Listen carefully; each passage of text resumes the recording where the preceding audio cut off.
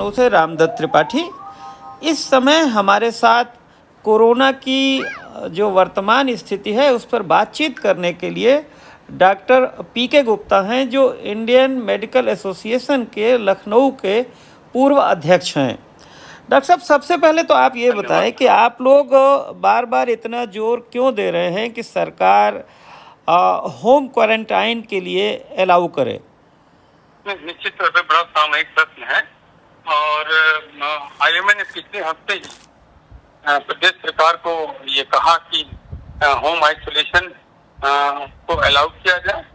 वजह इसकी ये थी कि जैसे जैसे संख्या बढ़ती जा रही थी उसके पीछे रीजन था कि हम टेस्टिंग बड़ी संख्या में कर रहे थे। बहुत से लोगों को जिनको प्री ऑपरेटिव करने की जरूरत थी, बहुत से लोगों को कहीं बाहर जाना था, अपने किसी रिलेटिव के यहाँ या किसी यात्रा करनी थी, उसके वजह से भी लोगों ने बड़ी संख्या में अब टेस्टिंग कराई। जिसके वजह से जो हम लोगों ने सोचा था कि ये छुपा हुआ है कोरोना, वो सब निकल के सामने आ रहा है और संख्या बढ़ती जा रही है और गवर्नमेंट कोविड केयर सेंटर लगता है कि ये फुल हो जाएगा तो निश्चित तौर पे एक एनार्की की स्थिति आ जाएगी। लोगों में भय बहुत ज्यादा बढ़ता जा रहा है। इसलिए हम लोगों ने कहा कि जो एसिम्प्टोमेटिक कोरोना पॉजिटिव केसेस हैं उनको होम आइसोलेशन अलाउ किया जाए, स्पेशली उन लोगों को जो कि जिनके पास सेपरेट रूम है, सेपरेट वॉशरूम है, जो अफोर्ड कर सकते हैं होम आइसोलेशन, जो कि अवेयर हैं, और उन लोगों को डेफिनेटली ये एसेस करना स्वास्थ्य विभाग की जिम्मेदारी होगी कि भाई ये हमारे प्रोटोकॉल का पालन कर सकते हैं। नहीं तो अभी भी ये स्थिति आ गई है कानपुर से, लखनऊ से, कई जगह कि लोगों को सरकारी सेंटर्स में बेड नहीं मिल रहे हैं, लोगों को इंतज़ार करना पड़ रहा है। यहाँ तक कि कानपुर से खबर थी कि प्राइवेट हॉस्पिटल में भी पैसा दे के भी बेड नहीं मिल रहे हैं, तो सिफारिश करनी पड़ रही है। निश्चित तौर पे जो प्राइवेट हेल्थ केयर सेक्टर था जिसको परमिशन बहुत देर में मिला कोरोना को ट्रीट करने का, लेकिन डॉक्टर जो है कोरोना को ट्रीट करने की बहुत पहले से बात करते थे कि कोरोना का जो प्रोटोकॉल, जो अव्यवहारिक जो प्रोटोकॉल था जिसको इम्प्लीमेंट करने में बहुत कठिनाइयों का सामना करना पड़ रहा था, इसके वजह से ये प्रैक्टिकल नहीं हो पाया। लोगों ने अपने हाथ खड़े कर दिए, लेकिन अब गवर्नमेंट इस बात को रियलाइज करते हुए डॉक्टर्स को रिक्वेस्ट कर रही है, हम भी उनके साथ खड़े हैं इस मौके पे कि निजी क्षेत्र आगे आया है और लोगों को मदद करने में। लेकिन संख्या चूंकि इतनी बढ़ती जा रही है, भय का वातावरण जो कम्युनिटी में है, लोगों को लगता है कि अगर पॉजिटिव आएगा तो सीधा हमको कोविड केयर सेंटर में डाला जाएगा, लेकिन वहां पे भी बेड उपलब्ध नहीं है। ये भयावह स्थिति है। नहीं तो आपको क्या, ये जो उत्तर प्रदेश सरकार ने होटलों में इंतजाम किया तो ये तो बहुत खर्चीला है, 8-10 हज़ार रुपए रोज का खर्चा लोगों को आ रहा है, तो ये क्यों किया होटलों में? होटल में भी तो डॉक्टर नहीं पहुंच जी। होटलों में जब इन्होंने किया उसके पहले ही आईएमए ने चिट्ठी लिख दिया था कि होम क्वारंटाइन की फैसिलिटीज दी जाए, इससे लोगों का पैसा भी बचेगा। जो लोग अफोर्ड कर सकते थे घर पे, जिनके पास कमरे हैं, जिनके पास सेपरेट लैट्रिन बाथरूम की सुविधा है, तो निश्चित तौर पर बड़े वर्ग इससे जो है लाभान्वित होगा और भविष्य में चूंकि अभी सरकार सोच रही है तो निश्चित तौर पर एक अच्छा कदम होगा। जो अफोर्ड नहीं कर सकते हैं, बिलो पॉवर्टी लाइन, उनको गवर्नमेंट कोविड केयर में डेफिनेटली उनको डालना पड़ेगा। आपने होटल की व्यवस्था तो हम इसको रिकमेंड नहीं करते हैं। डॉक्टर गुप्ता, आपने शुरू में टेस्टिंग की बात की कि बड़े पैमाने पे हो रही है, लेकिन ये भी शिकायत आ रही है कि कई जो टेस्टिंग सेंटर हैं वहाँ पैसा लेके गलत रिपोर्ट भी दी जा रही है। नहीं, बिल्कुल इस बात से मैं डिनाई करता हूँ। आईएमए का कोई भी सदस्य डॉक्टर इस तरीके के कृत्य नहीं कर सकता है। दूसरी बात की इसकी गाइडलाइन ऐसी है कि बिना आईसीएमआर के अप्रूव के कोई भी लैब ये टेस्ट नहीं कर सकता है। अब कोई भी अगर लैब ऐसा कर रहा है तो उस पर सरकार कड़े से कदम उठाए, महामारी एक्ट के तहत उनको जेल में डाले। हमारी आईएमए की तरफ से पूरी डिमांड है। हमारी निश्चित सूचना है कि कई ऐसी मशीनें केजीएमसी में और कई जगह सप्लाई की गई हैं जो आईसीएमआर अप्रूव भी नहीं है, और किट्स भी तमाम इस तरह की बाजार में आ गई हैं जो आईसीएमआर अप्रूव नहीं है लेकिन इस्तेमाल हो रही हैं, इसीलिए फॉल्स नेगेटिव भी आ रहे हैं। नहीं, फॉल्स नेगेटिव की बात नहीं है। बात यह है कि जो भी करंट जो टेस्टिंग तरीका है उसमें आरटी-पीसीआर है, आपका 2 मशीन से कर रहे हैं, रैपिड एंटीजन टेस्ट कर रहे हैं, और साथ में ब्लड से वो कम्युनिटी सर्विलांस के लिए एंटीबॉडी टेस्ट भी हो रहा है। तो सब कुछ ICMR की गाइडलाइन से हो रहा है। तो कोई भी इसमें अगर फर्जीवाड़ा करता हुआ पाया जाए तो सरकार तुरंत कोविड महामारी एक्ट के तहत उनको गिरफ्तार करे। हमारी तरफ से पूरी हम लोगों की तरफ से ये डिमांड है, लेकिन ऐसी संभावना बिल्कुल नहीं है। अच्छा, अगर है तो IMA जो इंडियन मेडिकल एसोसिएशन है उसकी तरफ से बयान आया है कि अब ये कम्युनिटी स्प्रेड हो रहा है कोरोना। तो डॉक्टर PK गुप्ता साहब ये समझाइए कि इसका आम आदमी के लिए क्या मतलब होता है, कम्युनिटी स्प्रेड का मतलब क्या है? कम्युनिटी स्प्रेड का मतलब ये हो गया कि अब कॉन्टैक्ट ट्रेसिंग की कोई जरूरत नहीं है। जब काफी लोगों इससे संक्रमित हो जाएंगे तो कॉन्टैक्ट ट्रेसिंग नहीं कर पाएंगे, क्योंकि पहले ये था कि लोग विदेश की हिस्ट्री थी, ट्रेवल की हिस्ट्री थी, उनको हम ट्रैक कर पा रहे थे। लेकिन उस स्थिति से काफी आगे बढ़ चुके हैं, बड़ी संख्या में लोग पॉजिटिव आ रहे हैं, ये पता ही नहीं लग रहा है कि इसका स्रोत कहाँ से है। तो उसको हम कम्युनिटी स्प्रेड कहते हैं, लेकिन ऑफिशियली अभी डिक्लेयर नहीं हुआ है। लेकिन मान के चल रहे हैं कि लगभग 4% लोग जो हैं वो संक्रमित हैं, जो कि पता नहीं लगा है क्योंकि उनकी जांच नहीं हुई है। तो एक अनुमान के मुताबिक जो हम लोगों के कहीं सर्वे, कहीं हम लोगों ने जो जानकारी इकट्ठा की है, ऐसा लगता है कि कम्युनिटी स्प्रेड की तरफ हम जा रहे हैं। तो उसका मतलब क्या है? लोगों, आपने कहा 4% करीब हैं।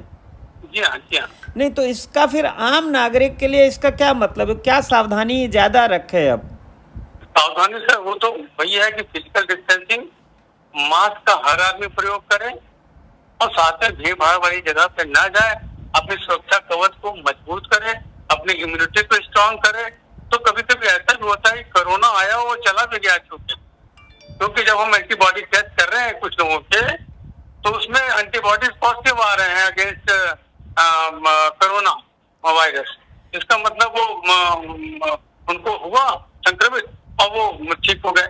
तो ये टेस्टिंग की संख्या जितनी बढ़ेगी उतनी वो पॉजिटिव होंगे, इसमें घबराने की जरूरत नहीं है। अभी लोगों को डर वायरस से नहीं था, लोगों को डर ये था कि कोरोना पॉजिटिव आते ही सीधे कोविड केयर सेंटर में, जहाँ पे स्थिति बहुत अच्छी नहीं है, बेड नहीं मिल रहे हैं, लोग घबराए हुए थे, समाज पूरी तरीके से घबराया हुआ था। इसीलिए बार बार डॉक्टर्स और IMA कह रहे थे कि इसको आप थोड़ा सा सिंप्लीफाई कीजिए, होम आइसोलेशन का परमिशन दीजिए, और स्पेशली उन लोगों को आप जहाँ पे एक कमरे हैं, 2 लोग रहने वाले हैं, 3 लोग रहने वाले हैं, उनको गवर्नमेंट कोविड केयर सेंटर में डालिए, उनको होम आइसोलेशन में मत रखिए। और ये पूरे उत्तर प्रदेश में ना लागू करके कुछ कबाल टाउन में जहाँ पे लोग अवेयर हैं वहाँ पे पहले शुरुआत किया जाए और उसका रिजल्ट देखा जाए, फिर उसको आगे पूरे प्रदेश सिस्टम में लागू कर दिया जाए। और ये जो कहा जा रहा है कि अब कोरोना का जो वायरस है वो हवा में है, क्योंकि तमाम लोगों को है, अगर 4000 कल पॉजिटिव आए हैं तो इसका मतलब कम से कम 10-20 गुना लोगों को है जिन्होंने अभी जांच नहीं कराई, जिनके लक्षण नहीं है। तो हवा में होने का क्या मतलब है कि अब लोग पार्कों में, सड़कों पे घूमने के लिए न जाएं? जो बुजुर्ग लोग हैं, जिनको बीमारी है कुछ सांस की, हार्ट की या ब्लड प्रेशर की? नहीं, इसमें तो देखिए अभी क्लियर कट कहीं से ये बात नहीं आई है। WHO ने भी नहीं कहा कि ये एरोसॉल जनरेशन है, हवा में ये तैर रहा है, ऐसा नहीं है। नहीं माना है, WHO ने तो कह दिया है। नहीं, ये बिल्कुल अभी ऑथेंटिक नहीं है। ये ड्रॉपलेट है बेसिकली, जो कि 2 मीटर तक जो है वो ड्रॉपलेट के माध्यम से जा सकता है आगे तक, इसलिए 2 गज की दूरी बनाई गई है। तो अभी हवा में नहीं है, इतना पैनिक होने की जरूरत नहीं है। मास्क का लोग प्रयोग करें, खुले अगर जहाँ पे पार्क है खुले में लोग इन आइसोलेशन वॉक भी कर सकते हैं, ऐसा नहीं है, मास्क का प्रयोग करें। लेकिन अभी इतनी दहशत की जरूरत नहीं है, ना ऐसी कोई बहुत ऑथेंटिक डाटा आया है कि ये एयर में फैल गया है, ऐसा नहीं, बिल्कुल। अच्छा डॉक्टर साहब, डॉक्टर PK गुप्ता जी, ये एक नोन फैक्ट है कि जो उत्तर प्रदेश का जो सरकारी हेल्थ इंफ्रास्ट्रक्चर है और विशेष करके जो डॉक्टरों और नर्सों की संख्या है वो कम है काफ़ी। तो आप इसके लिए क्या सुझाव देंगे, क्या ऑफर करेंगे प्राइवेट डॉक्टर्स एसोसिएशन की तरफ से? नहीं, हम तो इंडियन मेडिकल एसोसिएशन की तरफ से हम लोग बार बार प्राइवेट डॉक्टर्स की बात करते हैं, हालांकि इसमें सरकारी डॉक्टर भी इसके सदस्य है। 70% केयर निजी क्षेत्र देता रहा है। नॉन कोविड मरीजों को अभी भी इलाज काफी बड़ी संख्या में ये प्राइवेट सेक्टर के डॉक्टर दे रहे हैं। तो IMA के साथ एक संवाद बना के एक नर्सिंग होम एसोसिएशन के साथ जो संवाद बनाने की एक सरकार की तरफ से योजना है, उसमें हम लोग लगातार अवेयरनेस, हम लोगों ने हेल्पलाइन शुरू किया है, लगातार लोगों को अवेयर कर रहे हैं। होम आइसोलेशन में जो पेशेंट होंगे उनको स्थानीय डॉक्टरों को ट्रीट करने की परमिशन मिले, स्पेशली जो लोग MCI से रजिस्टर्ड हैं, आयुष मंत्रालय से जो रजिस्टर्ड डॉक्टर हैं, उनको ये परमिशन मिलनी चाहिए कि उनकी वो निगरानी कर सकें, टेलीफोनिक कंसल्टेशन दे सकें। और उनको ये भी हम सुझाव देंगे सरकार को कि भाई अगर होम आइसोलेशन में एसिम्प्टोमेटिक पेशेंट है तो उसको पल्स ऑक्सीमीटर, साथ में ब्लड प्रेशर का एक instrument, electronic blood pressure instrument और एक थर्मामीटर, ये सब बेसिक जो है चीजें उनको मुहैया कराया जाए, या वो खरीद भी सकते हैं, बहुत महंगा नहीं है। ये सस्ता तरीका है, होम जो होटल आइसोलेशन है उससे अच्छा और सस्ता तरीका है।